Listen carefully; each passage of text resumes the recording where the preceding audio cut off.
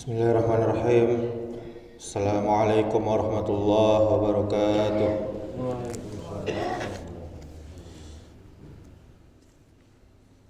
Alhamdulillah ala ihsanih wa syukru lahu ala taufiqihi wa amtinanih. Asyhadu an la ilaha illallah wahdahu la syarika lah wa asyhadu anna Muhammadan abduhu wa rasuluhu da'a ilal ridwani.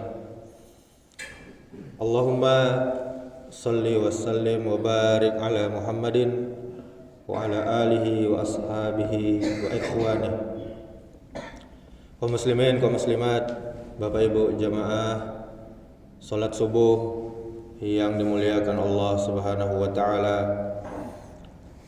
Kembali kita bersyukur kepada Allah Subhanahu wa taala. Segala puja dan puji hanya untuknya, atas segala nikmat, atas segala kebaikan yang dilimpahkannya kepada kita, sehingga kita masih bisa beribadah kepadanya. Dan untuk itulah Allah menciptakan kita. Wa ma khalaqtul jinna wal insa illa liya'budun. Kemudian salawat beserta salam semoga selalu tercurahkan untuk junjungan kita Nabi besar Muhammad sallallahu alaihi wasallam.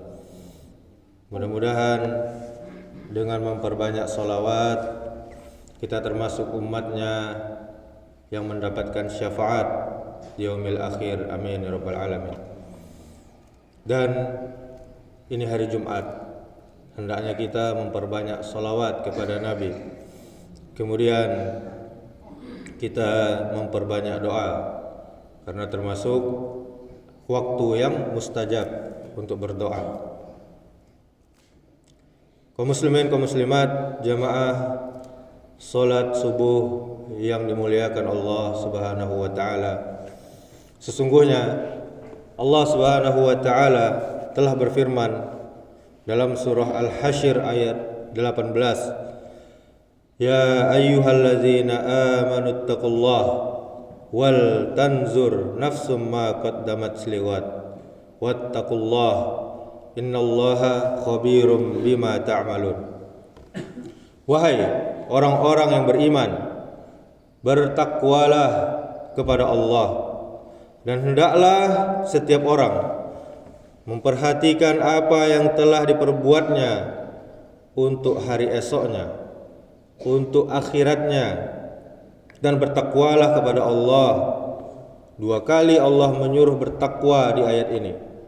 Patuhlah, tunduklah, takutlah kepada Allah. Sungguh Allah Maha teliti terhadap apa yang kamu kerjakan. Sebuah perumpamaan yang begitu indah. Ketika seorang raja ingin mengganti perdana menterinya, ada dua orang membuat satu pengumuman kepada rakyatnya.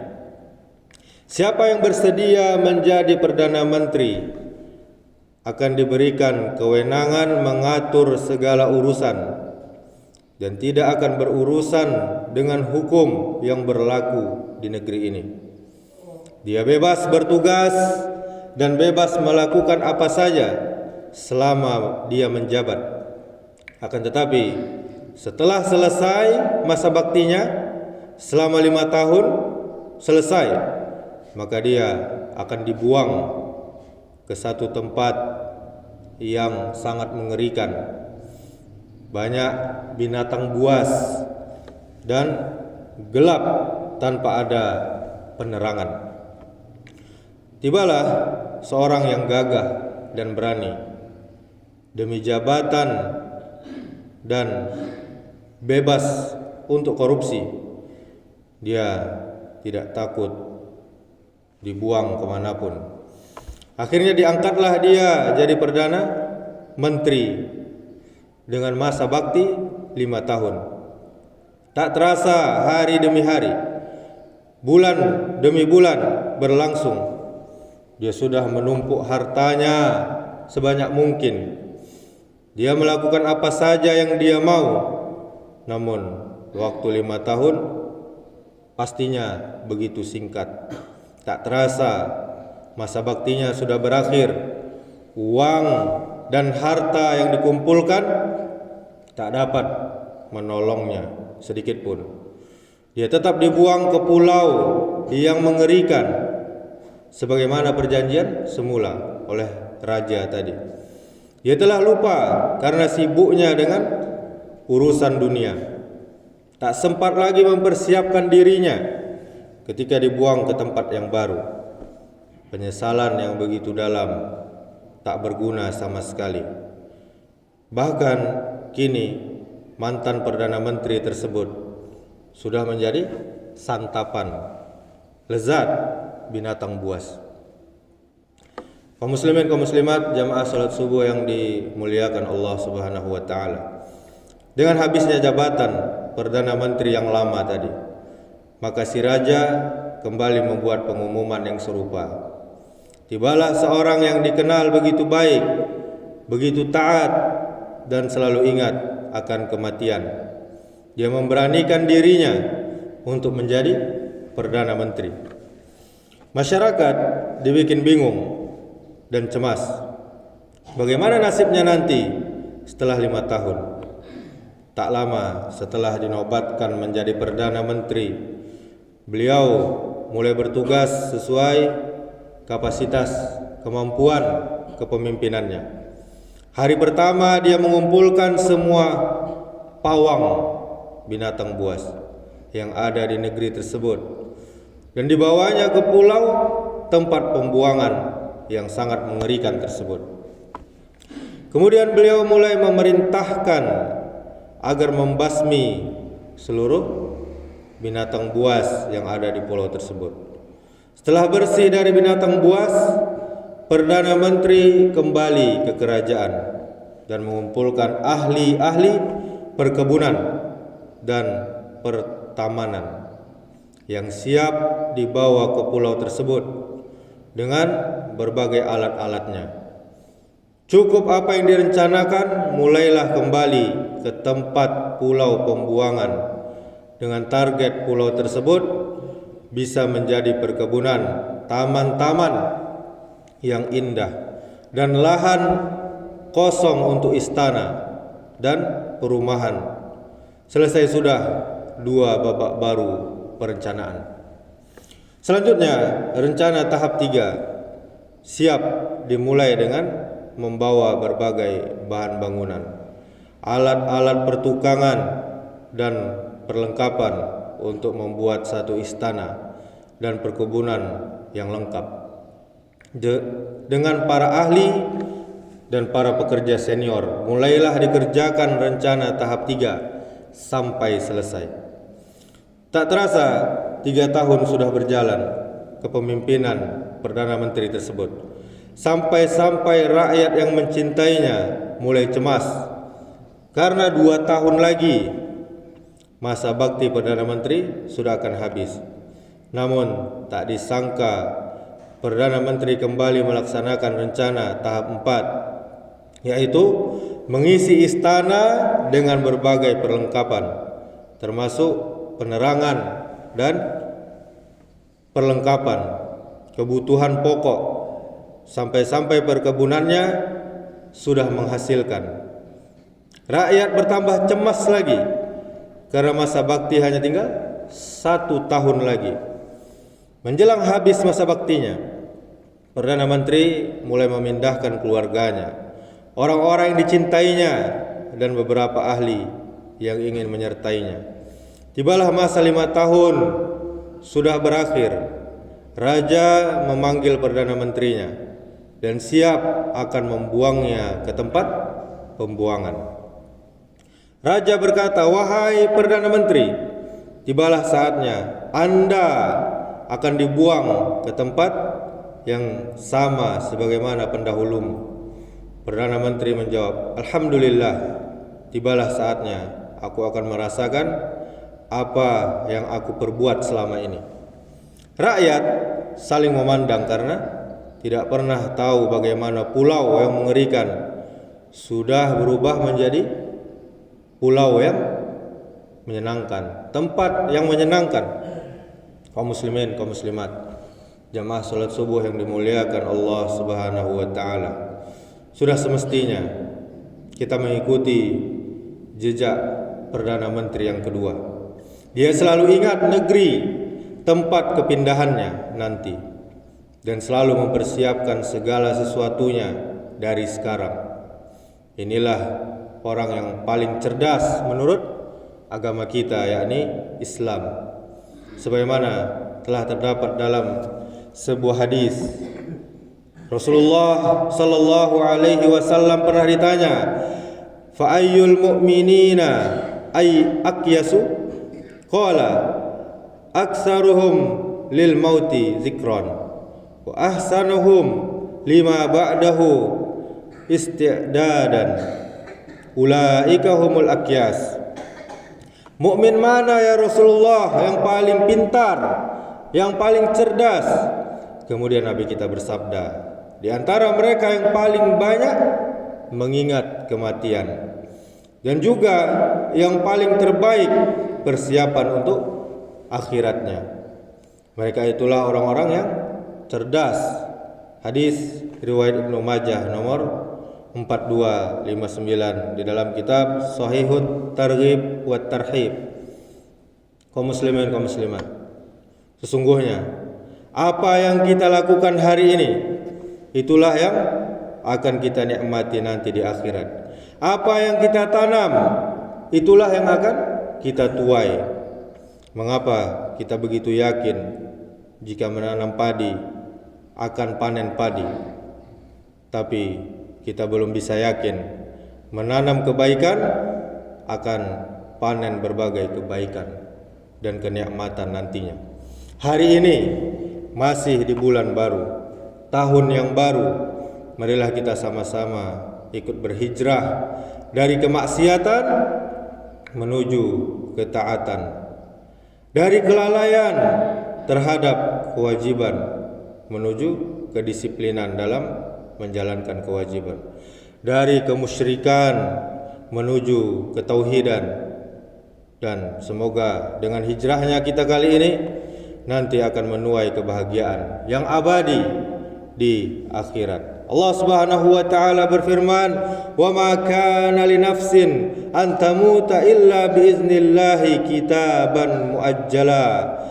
Wa man yurid sawabad dunya nu'tihi minha wa man yurid sawabal akhirati nu'tihi minha wa sanajzi syakirin."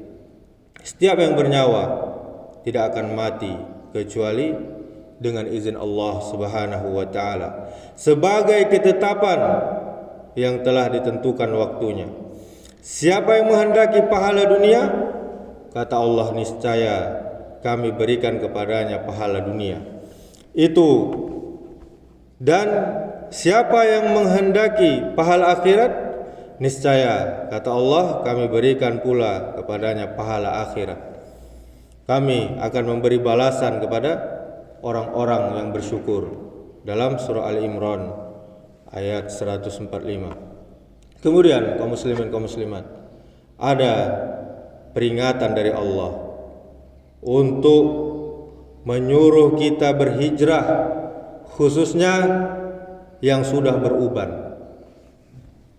Suatu ketika Iyas bin Qatadah rahimahullah melihat sehelai rambut putih pada jenggotnya, maka beliau pun mengatakan, "Aku melihat kematian sedang mencariku," dalam kitab Bahjatul Majalis. Apa catatan dalam perkataan beliau ini? Adanya uban itu hendaknya mengingatkan seseorang akan dekatnya ajalnya, dekatnya kematiannya.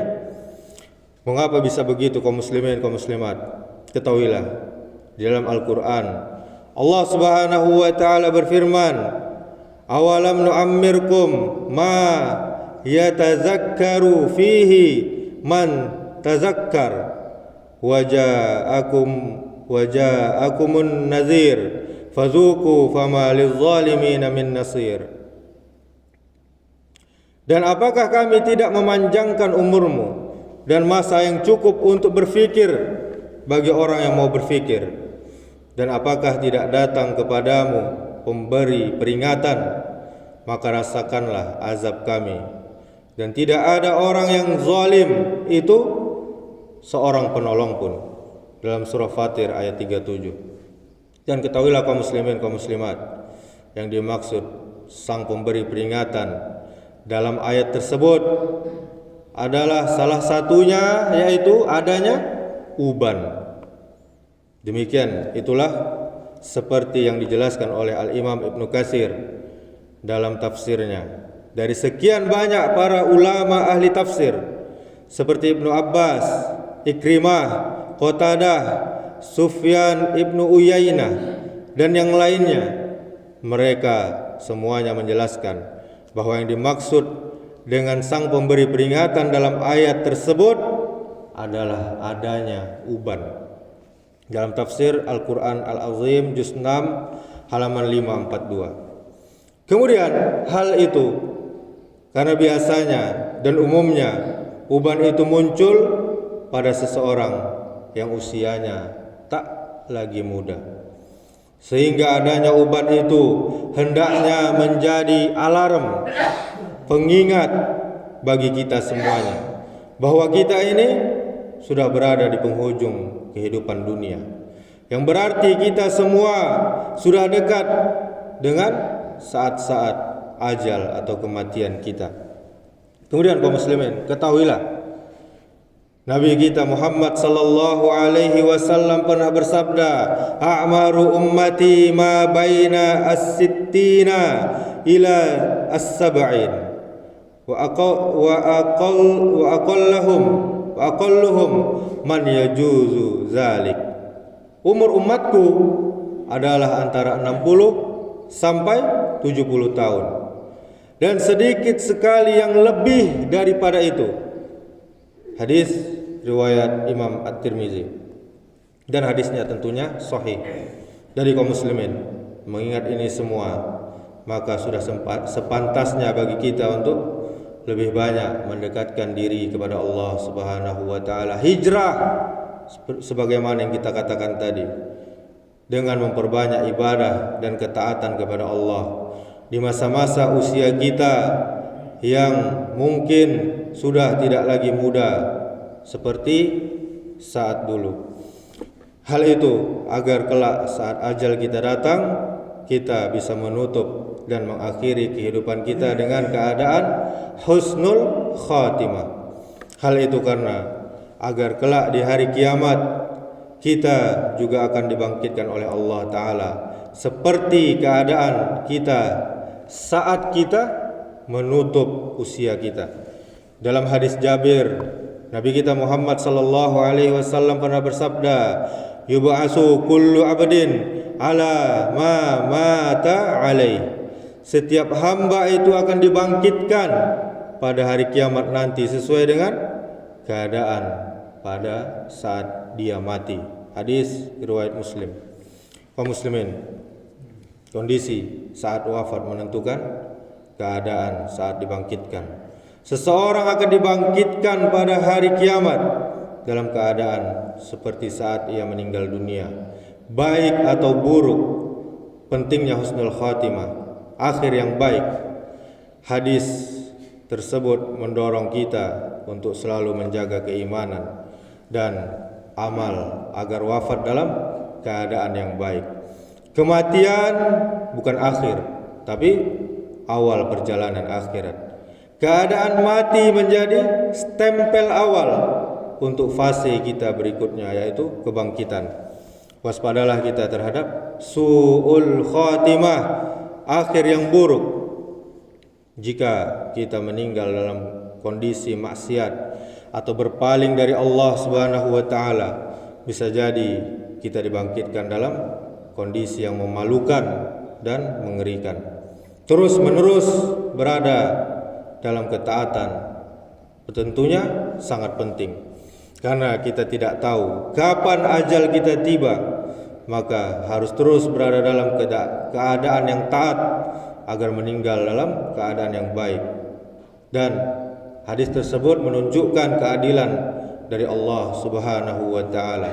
dan setiap kita dibangkitkan sesuai dengan pilihan kita semasa hidup. Dan ini menunjukkan bahwa balasan sesuai amalan. Demikianlah kita memohon kepada Allah Subhanahu wa taala, semoga Allah mematikan kita semua dalam keadaan husnul khatimah dan membangkitkan kita di hari kiamat nanti dalam keadaan yang baik pula. Amin ya rabbal alamin. Subhanakallahumma wa bihamdika asyhadu an la ilaha illa anta astaghfiruka wa atubu ilaik. Assalamualaikum warahmatullahi wabarakatuh.